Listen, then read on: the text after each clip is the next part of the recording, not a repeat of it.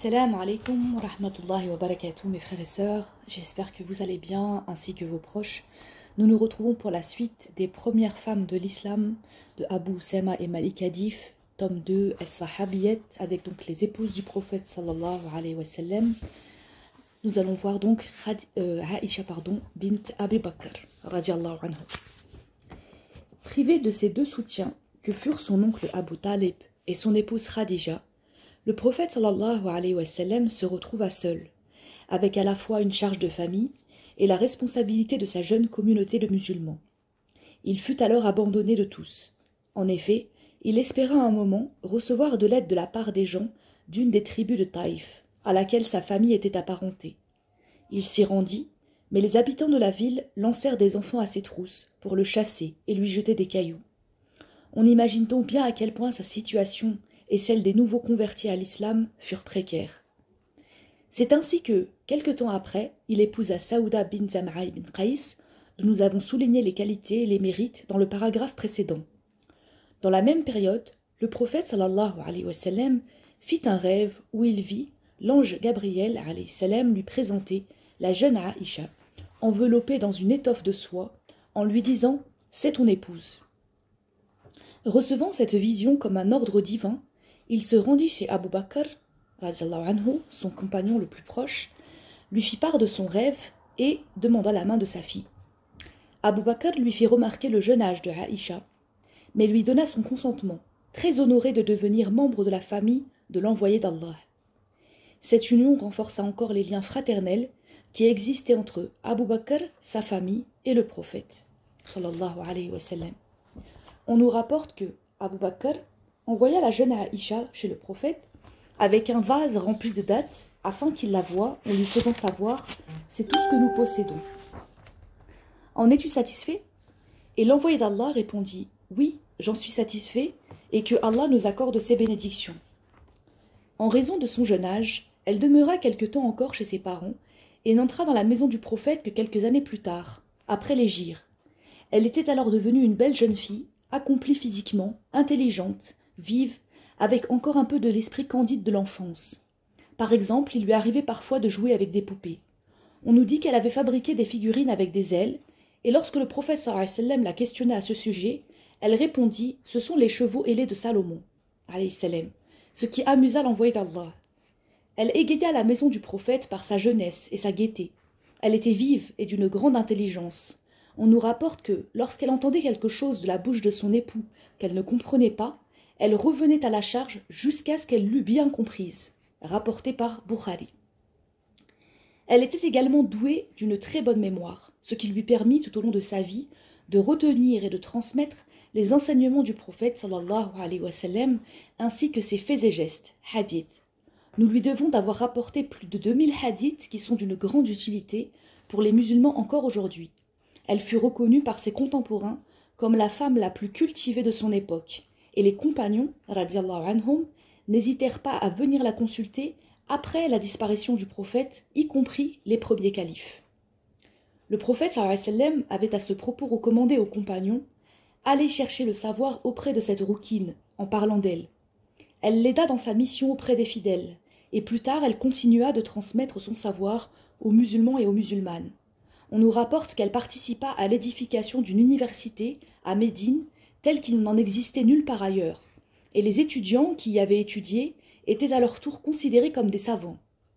La vie de Aïcha, mère des croyants, ne fut pas sans relief. On nous rapporte beaucoup d'événements à son sujet. Par exemple, un jour, une brebis mangea le pain qu'elle avait préparé, tandis qu'elle s'était endormie. Le prophète se montra plein d'indulgence à son égard. Il fut très attentionné envers elle. On nous rapporte que, lors d'un voyage, la monture sur laquelle elle se trouvait s'emballa, l'emportant avec lui. Le prophète sallallahu alayhi wa sallam s'écria « Ma femme !» et il ne se rassura que lorsque l'animal fut maîtrisé. Pendant les voyages, le prophète sallallahu alayhi wa sallam avait l'habitude, en fin de journée, de rester auprès du chameau de Aïcha lorsqu'elle l'accompagnait pour parler avec elle.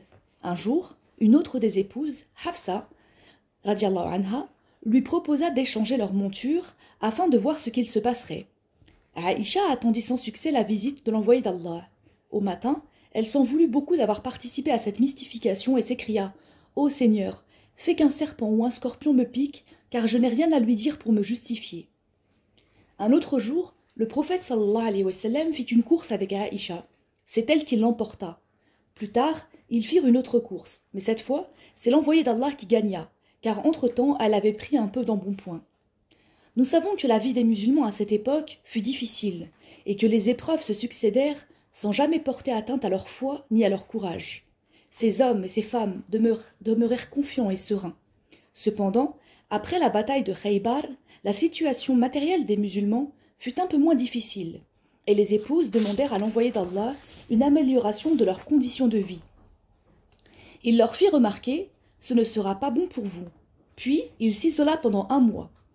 Après cela, et suite à la révélation des versets dits versets de l'option, Coran Surat 33 versets 28 et 29, le prophète sallallahu alayhi wa sallam leur proposa de choisir entre une vie modeste pour Allah et son envoyé ou les plaisirs de ce bas monde. C'est Aïcha qui fut consultée la première, et après avoir renoncé à demander conseil à ses parents, elle choisit Allah et son envoyé. Toutes les autres mères des croyants firent la même réponse, et la vie reprit son cours normal. Toute sa vie, Aïcha menait une existence ascétique, jeûnant beaucoup. Elle fut très généreuse. Après la mort du prophète sallallahu alayhi wa sallam, les mères des croyants reçurent une pension qui leur fut versée par le califat. Or, on nous rapporte que lorsqu'elle recevait celle-ci, elle chargeait sa servante d'aller la distribuer aux nécessiteux, oubliant même de garder quelques provisions pour son dîner du soir. Elle fut parfois un peu jalousée par les autres mères des croyants, notamment lorsque les musulmans choisirent le jour où le prophète sallallahu alayhi wa sallam était chez elle pour venir lui rendre visite et lui apporter quelques cadeaux. Les épouses en furent un peu frustrées et le firent savoir. Mais le prophète sallallahu alayhi wa sallam leur répondit « Craignez Allah et laissez Aïcha tranquille. Par Allah, la révélation ne m'est jamais venue alors que je me trouve dans les jupes de l'une d'entre vous, sauf lorsque je suis avec elle. » Rapporté par Bukhari. En effet, l'ange Jibril alayhi salam le visitait parfois lorsqu'il était avec elle, et on nous rapporte qu'un jour, le prophète sallallahu alayhi wa sallam dit à Aïcha « Jibril te salue ». Elle lui répondit « Que sur lui soit le salut et la miséricorde d'Allah et ses bénédictions. Tu vois des choses que je ne vois pas. » Rapporté par Bukhari.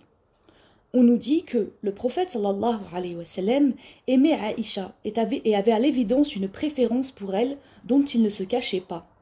Elle le lui rendait bien et était même parfois un peu jalouse. Ainsi, une nuit qu'il sortit sans bruit, elle le suivit et vit qu'il se rendait au cimetière pour prier sur ceux qui étaient morts. Elle dit « Je donnerai la vie de mon père et de ma mère pour lui. » On se rappelle aussi qu'elle fut victime d'une machination pour la discréditer aux yeux de l'envoyé d'Allah. Un jour qu'ils étaient en voyage, le prophète sallallahu alayhi wa sallam fit lever le camp, sans que personne ne s'aperçût que Aïcha s'était éloignée pour un besoin personnel. Elle se retrouva seule dans le désert, et ce fut un compagnon, resté à l'arrière pour ramasser les objets perdus, qui la retrouva. Il la fit monter sur son chameau et rejoignit la caravane à marche forcée. Cet événement donna lieu à une calomnie entre eux deux, propagée par quelques personnes hypocrites ou jalouses. Notamment, un certain Abdallah ibn Ubay, aidé de quelques autres, profita de cette occasion pour tenter d'affaiblir le prophète. En effet, il avait espéré être nommé chef des hypocrites avant l'arrivée de l'envoyé d'Allah à Médine et le rendait responsable de l'écroulement de son espoir. Une femme fit partie du complot, la sœur de l'une des mères des croyants, qui espérait que cela profiterait à sa sœur qui, elle, ignorait tout de cette affaire. Ils ne purent parvenir à leur fin. Le prophète, sallallahu alayhi wa sallam, aimait tendrement son épouse et avait confiance en elle. Cependant, il s'écoula un peu de temps avant que la vérité ne se fît jour, et cet événement fut la cause de souffrance pour eux. Un jour, où il lui rendit visite, il lui dit « Ô Aïcha, si tu as commis quelque acte répréhensible, demande pardon à Allah. C'est lui qui accepte le repentir de ses serviteurs. » Elle se mit à pleurer et lui répondit « Par Allah, je ne me repentirai pas de ce que tu viens de dire, car si je reconnais ce que les gens prétendent, et Allah sait que je suis innocente, j'aurais avoué une chose que je n'ai pas commise. Et si je nie cette accusation, vous ne me croirez pas. Je ne peux que dire ce qu'a dit le père de Youssouf, alayhi salam, il ne me reste qu'une belle patience. C'est Allah qu'il faut appeler au secours contre ce que vous racontez. » Finalement, elle fut disculpée par la révélation d'un verset. « Quand vous avez entendu cette calomnie, Les croyants et les croyantes auraient dû avoir une meilleure opinion d'eux-mêmes et simplement dire « c'est là une calomnie manifeste ». Que n'ont-ils amené 4 témoins? Sourate 24, versets 12 et 13.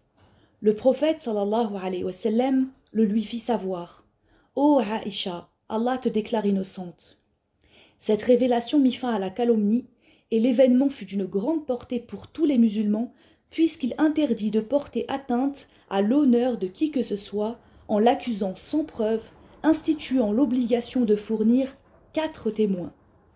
Sourate 24, versets 11 à 18. Un autre événement apporta un grand bien aux musulmans. À l'occasion d'un voyage, Aïcha perdit un collier qui lui avait été prêté. On le rechercha, ce qui retarda le départ de la caravane. L'heure de la prière s'approchant, les compagnons s'inquiétèrent parce qu'ils ne trouvèrent point d'eau. Le prophète, sallallahu alayhi wa sallam, reçut alors une révélation qui permit de faire l'ablution sèche. Si vous êtes malade ou en voyage et que vous ne trouviez pas d'eau, utilisez alors de la terre propre pour vous en essuyer le visage et les mains. Sourate 4, verset 43. À l'évidence, Aïcha fut à l'origine de beaucoup de bienfaits pour les musulmans, ce que reconnurent d'ailleurs les compagnons. À cette occasion, on nous rapporte qu'un compagnon va lui dire « Que Allah te récompense. Par Allah, il ne t'est jamais arrivé une chose désagréable sans que Allah n'en ait fait quelque chose de bon pour toi et pour tous les musulmans. » Rapporté par Bukhari. Ajoutons encore que, au début de sa maladie, le prophète sallallahu alayhi wa sallam demanda plusieurs jours de suite « Où serai-je demain ?» impatient de se retrouver auprès d'elle. Finalement, il demanda aux mères des croyants leur accord pour y rester le temps de sa maladie. C'est là qu'il rendit l'âme, dans les bras de Aïcha, la tête reposant sur son épaule, et c'est dans cette chambre qu'il fut enterré. Lorsque Ali, alayhi salam, fut devenu calife, après l'assassinat de Uthman, un conflit eut lieu entre lui et un autre musulman qui prétendit occuper cette responsabilité. Une guerre éclata et sur l'insistance de 2 compagnons, Aïcha partit à dos de chameau à la tête d'une armée afin de les réconcilier. Arrivée à Bassora, elle rendit public le nom des assassins de Uthman et il s'ensuivit un grand désordre autour d'elle. Pour la sauver, Ali n'eut d'autre solution que d'abattre son chameau pour la faire descendre de sa litière et la mettre à l'abri. C'est pourquoi cet événement fut appelé la bataille du chameau. Lorsqu'arriva le terme de sa vie, Ibn Abbas radiallahu anhu, demanda à être reçu par Aïcha radiallahu anha. Elle hésita à le recevoir de crainte qu'il ne lui adressât des éloges pour sa vie passée, tant elle fut modeste. Finalement, elle le reçut et lui demanda « Comment vas-tu » Elle répondit bien si je crains Allah. Alors il la réconforta par ces paroles. Tu seras bien si Allah le veut, car tu as été l'épouse du prophète, sallallahu alayhi wa sallam, et la seule vierge qu'il ait épousée. Enfin, le Coran t'a reconnue innocente, rapporté par Bukhari. Après le départ de Ibn Abbas, elle dit « J'aurais préféré que l'on m'eût oublié ». Ibn Abbas avait fait allusion aux propos du prophète, sallallahu alayhi wa sallam, lorsqu'elle lui avait demandé « Ô messager d'Allah, quelles sont celles de tes épouses qui seront auprès de toi au paradis? Tu seras l'une d'elles, lui avait-il répondu. Lorsqu'elle mourut, elle fut enterrée aussitôt, comme elle l'avait demandé, après la prière de la nuit, dans le cimetière des femmes auprès des autres mères des croyants. Radiallahu anhum. Abu Hurayra dirigea la prière sur elle. Elle fut mise en terre par ses neveux, Abdallah ibn al-Zubayr, Urwa ibn al-Zubayr, Al-Qasim ibn Muhammad ibn Abi Bakr, Abdallah ibn Muhammad ibn Abi Bakr et Abdallah ibn Abdurrahman ibn Abi Bakr. Ce fut le 7e jour de Ramadan de l'an 57 de l'Hégire. On le voit, Aïcha eut une existence exceptionnelle, très riche d'événements, entièrement vouée au service d'Allah, de son prophète, sallallahu alayhi wa sallam, et des musulmans. Malgré sa position de mère des croyants, elle mena une vie ascétique et modeste jusqu'à son dernier souffle. Que Allah soit satisfait de Aïcha, mère des croyants. Dans le prochain chapitre, Inch'Allah, nous verrons l'histoire de Hafsa bint Omar ibn al-Khattab, radiallahu anhum. Wassalamu alaykum wa rahmatullahi wa barakatuh.